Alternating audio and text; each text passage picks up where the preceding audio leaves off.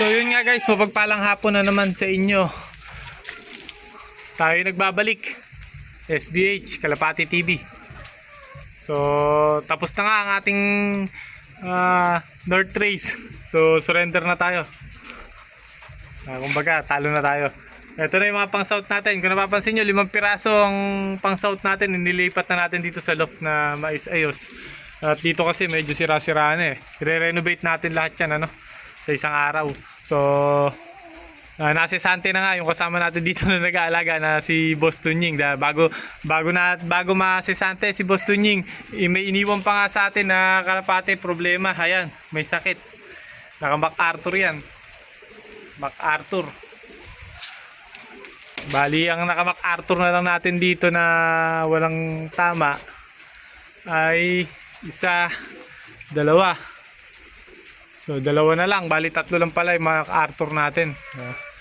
Nawala pa yata 1. Alam ko 4 yun eh. So yan na lang naiwan. Dito tututukan na natin to. Magpapalit tayo ng kasama ng tandem na nag-aalaga ng kalapate. So yan, in-update ko lang kayo. Dahil nga matagal tayo walang video dahil nalungkot ako sa mga nangyari sa ibon nga natin. Dahil nag-grand pooling nga tayo sa CLRPC. Lahat ng ibon natin 1-1 plus yung speed. So pagdating ng derby, nagulat ako, lahat may sakit.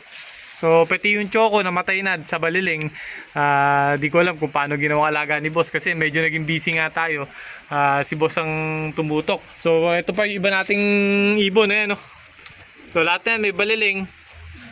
Tapos meron pa tayo isang pang south na naka 3M. Naka 3M band. Ayan, kakal ko na lang bago ko kasikal. Binidyohan muna natin Ayan. Tignan nyo nangyari sa kalapati nga natin. Ayan. Naka 3M band dyan. JPRC South Race. So ito na lang ang natira. Yan. Ito medyo alanganin pa pero ginagamot naman na natin. Tinututukan na natin dahil sayang naka combine. Ayan. So sana maging okay na bukas hanggang bukas gagamutin natin. So ayan yung 5. So yun lang medyo nag-update na tayo ng konti. At yung mga pang norte nga natin, kung nakita nyo may mga Baliling na, may mga tama. Medyo hapon na nga tayo nag-update dahil naging busy tayo. So hindi lang pala ngayon tayo araw naging busy. So halos araw-araw naging busy tayo. Talagang kailangan natin na kasama sa loft na talagang makakatutok ng maayos. Dahil sayang yung mga kalapati natin. So kaya medyo ngayong mga panahon na to medyo naghinay tayo sa breeding. So siguro magpapalabas tayo 6. 2 sa GR, 2 sa JP, combine BCC ba? Tapos 1 sa 2 sa CLRPC. Bali 6 na lang tayo mag-breed ngayon. So dalawa na lang ang gagawin nating lipad. Kaso i-breed natin yung alam natin na matitibay na linyada. Para sa ganun, ilalaban talaga yung